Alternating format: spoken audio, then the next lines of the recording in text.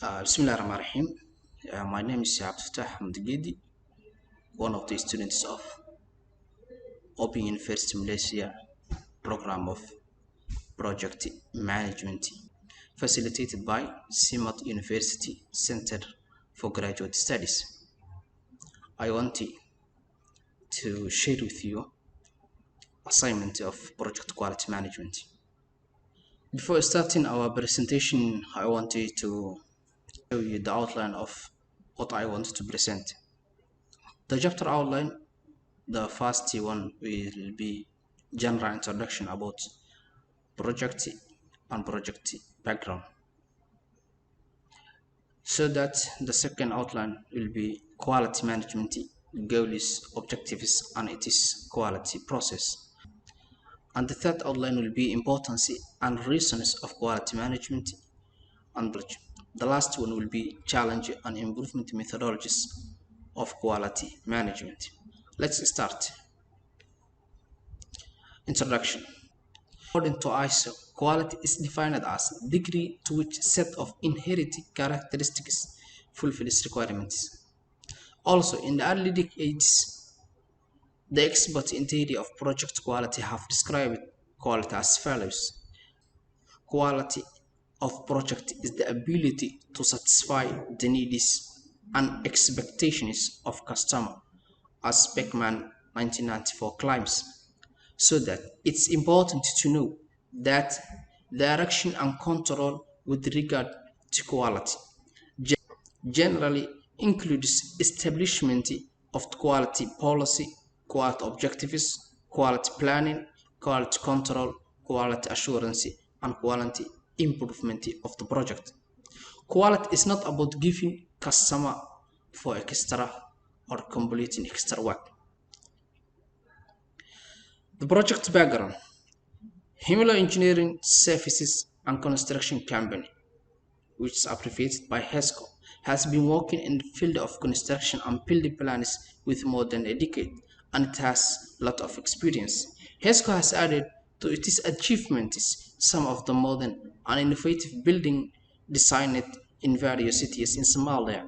We provide contracting services and undertake commercial and industrial ventures as well. HESCO have a license to work in all parts of Somalia.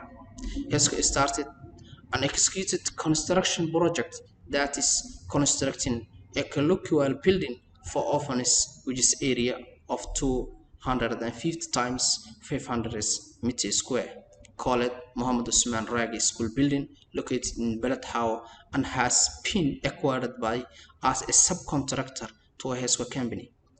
This type of building is a kind of school naturally, but the difference is related to this school may contain the necessary parties that must have secondary school. Additionally, have a hostel for female and male. The school consists of offices that are the office of the president and its toilets, 6 rooms for other offices that can be exam secretaries, whether they are male or female office. The school also consists of 32 classes for studying. 8 of them will be classes for the preparation of the students when they become too late for their level. Also, school has bedrooms, 45 bedrooms, 18 for female and other for male dormitory, 2 kitchens, backing, garden, and stadiums.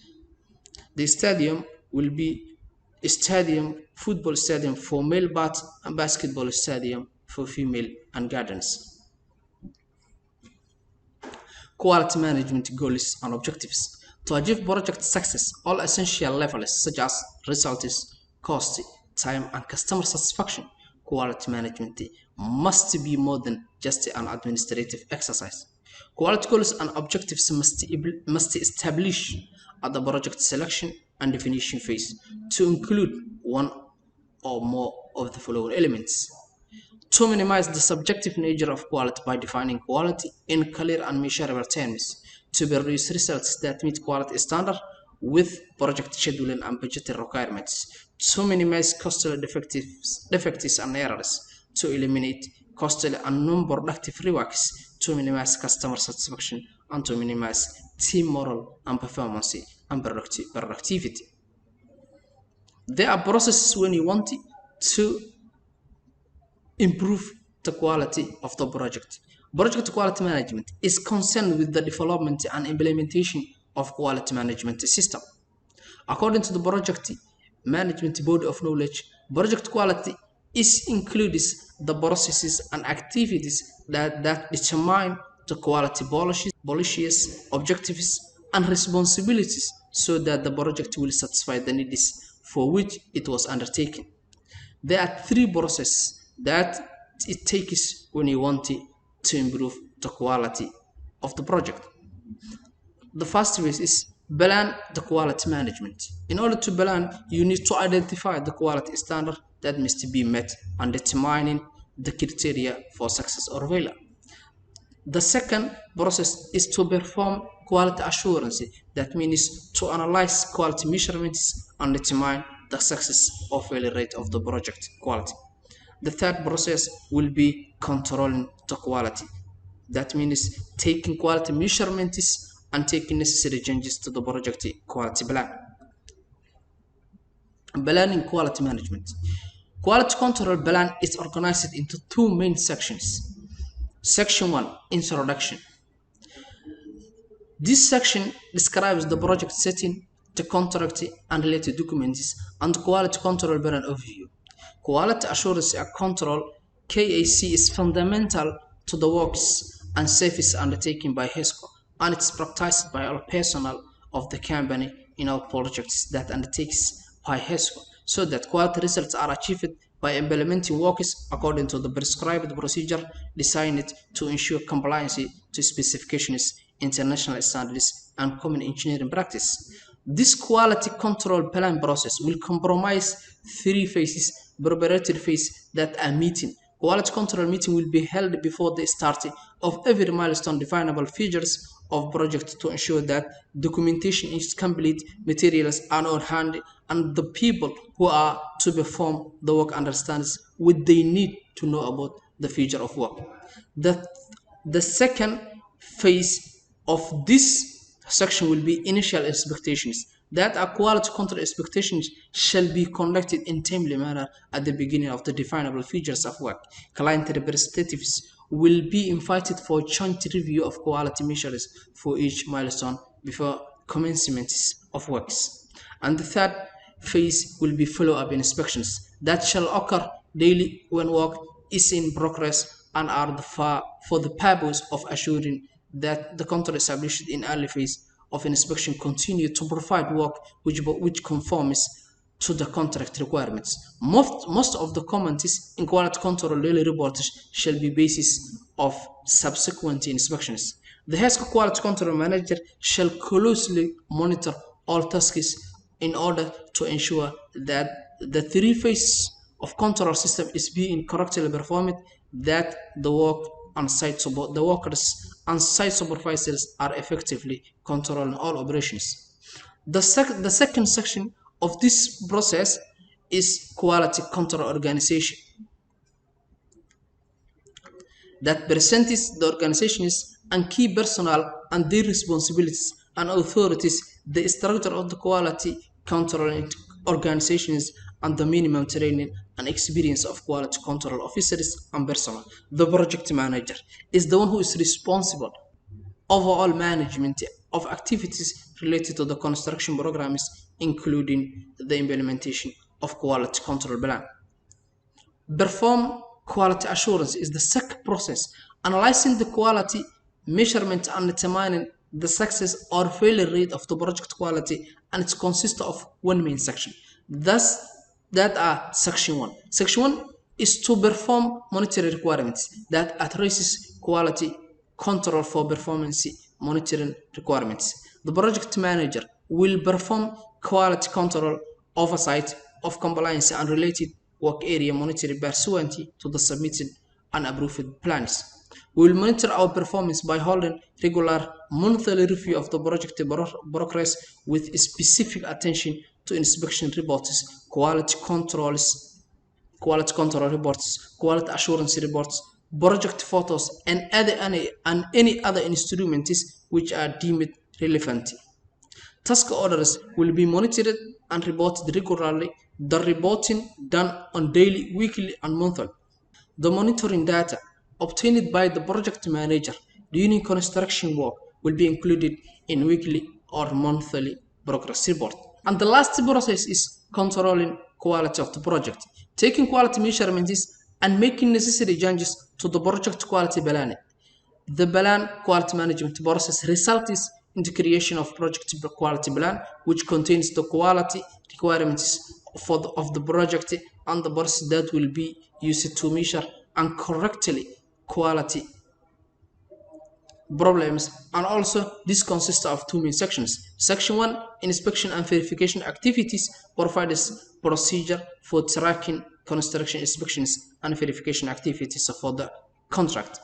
Construction acceptance criteria and construction audits. This section will outline quality control verification and acceptance testing plans for the provisioning concrete and reinforced concrete works.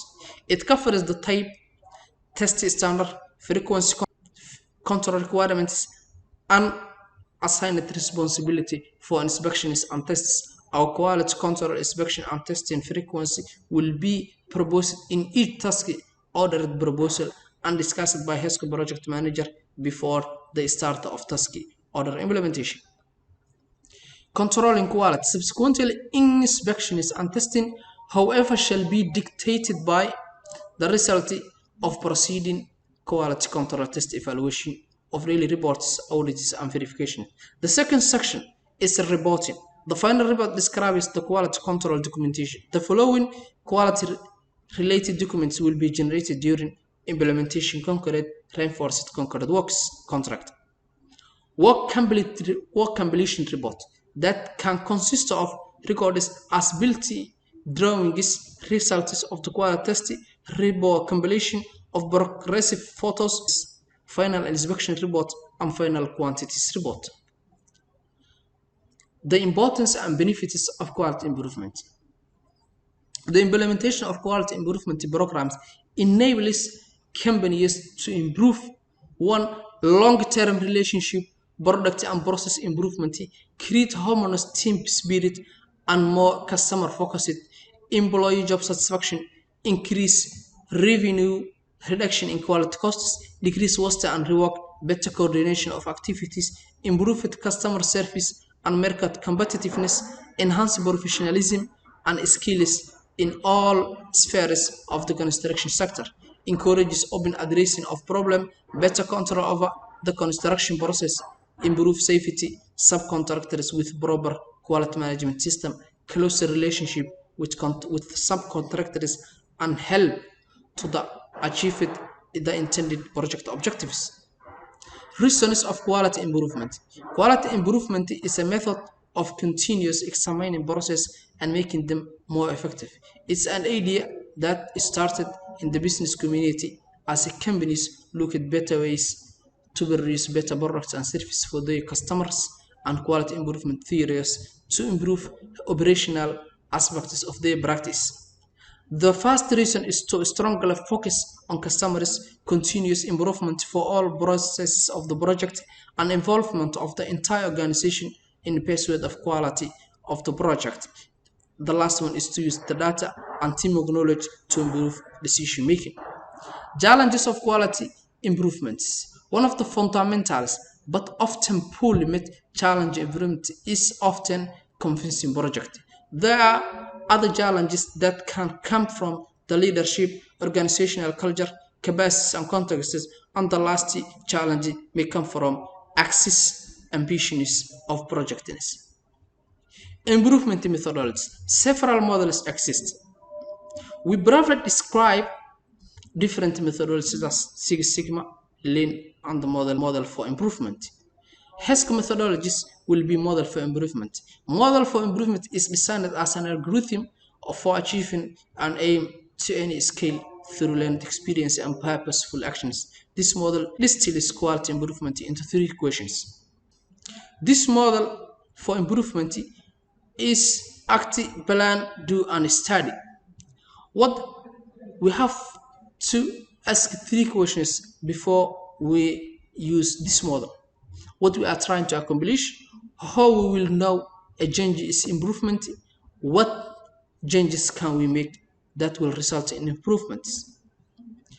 Its main tools are BDSA cycles and rapid cycle testing, where teams develop a habit of immediate and sequential changes to learn which interventions in which context produce improvement.